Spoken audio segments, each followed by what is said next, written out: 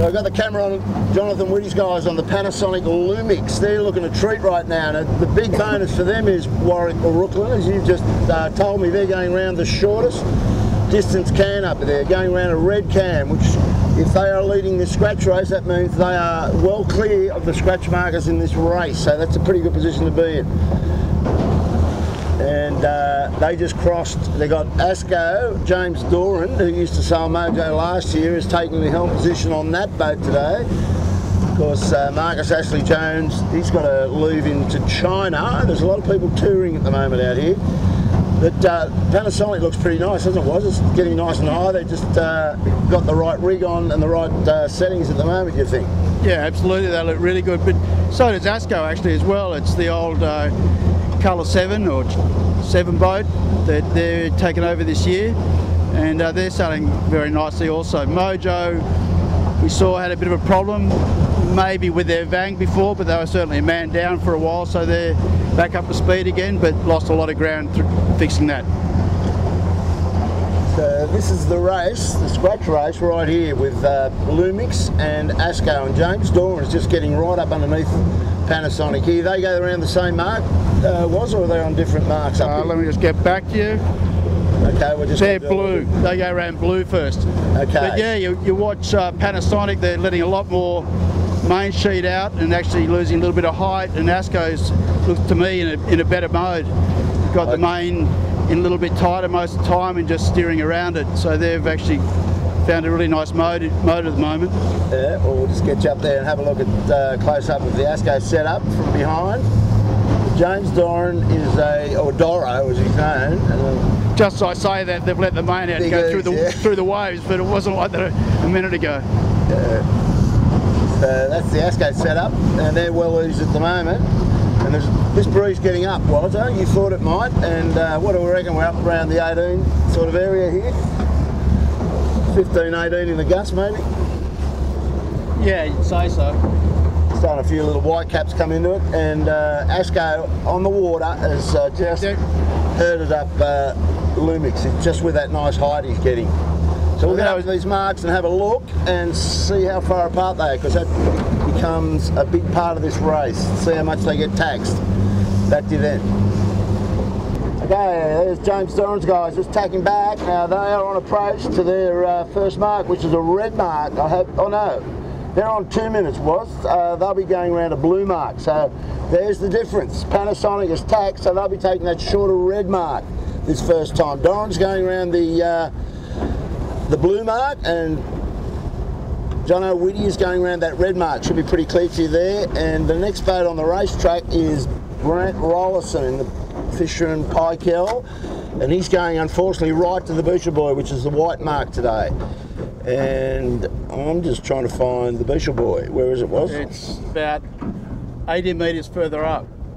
So that's where Mojo and Coco are fighting to get to. Right. So there it is. It was very confusing for them. It's confusing for us as well. So our leader on the racetrack is Lumix, black chute up and almost drawing, and Asco's around. So that's our race, and they've got a clear, nice little lead, haven't they, over these next boats? So that's where it's shaping up at the moment, and these guys could clear out with this.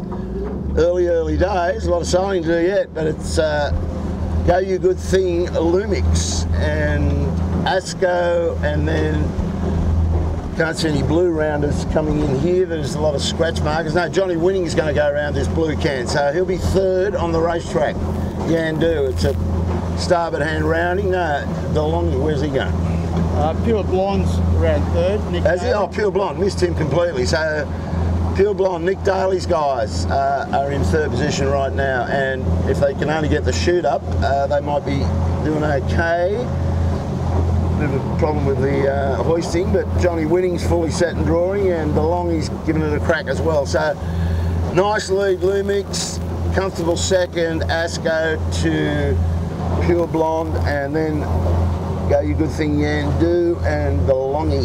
That's the way it's shaping up. We'll get down and see how they knock off these jibe angles back to the island. That's the next big problem for them, to make a nice approach to Shark Island turn mark. So we're on leg 2. So just hauled up to the back of Lumix, and just looking at the angle of the island, they've probably got it pretty good there, Was. What do you reckon? They're not over and they're not under, they're just having a nice look at this approach angle, aren't they? Yeah, no, it looks like a good angle at the moment. Certainly you don't want to go too early, you get affected by the lee and Nielsen Park, so these guys are very comfortable. But Asco, which is out of shot obviously at the moment, is not that far behind, so it's certainly not over yet. So this is John O'Witty's crew from last year. They're pretty good guys. They had a lot on their plate when they put that big wing mast in the boat, didn't they? They were really distracted from a lot of other sailing, but they go pretty good with this second rig. And there's James Hozak ringing the neck of that black chute up in the bow. He's doing a pretty good job. So they're getting a bit of rust out here, Was. Yeah, for sure. And yeah, those development things, you know, if you believe in it, you want to go through it, you've got to try these things. That's how things move on, but you know, they don't always work.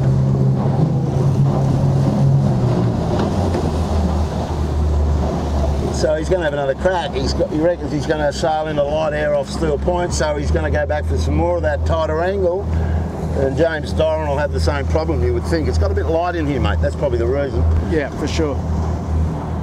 Okay, that's the way it's shaping up. Johnny Winnings, these guys are just getting away with this. They're sort of marching on and creating quite a break back to the chasing pack. Come back to you shortly. We'll get them going past Shark Island with a bit more action for it.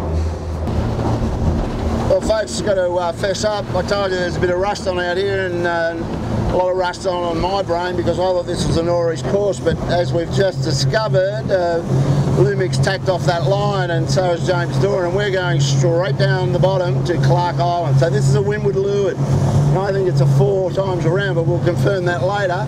But it won't make any difference. These guys have split from the pack, haven't they, Was? Yeah, absolutely. And at the moment, Asco's just sitting inside a big powerboat wake that's following Lumix, so that's not helping them. But no dramas really. And James Doran, I'm just looking at the crew. So you got Monty, is of course Mick Elaine's appliance online hasn't started today, so you got Paul Montague on sheet now. He knows what he's doing, and you got a bloke who was given the first name of Geronimo by his father, Jay Harrison, and that's the sort of bloke you want the bow, is it? Somebody called Geronimo. Yeah, and that's Geronimo's second season now, so he learned a lot last year. He's been overseas in Europe and America match racing, so I really rank him. He's a great guy, a real thinker, and he's going to just get better and better as the years go on. Yeah, good to see. So, looking back, the chasers will shut down from this and pick them up at the bottom turn mark, but these two have skipped away quite a bit here. Back to you then.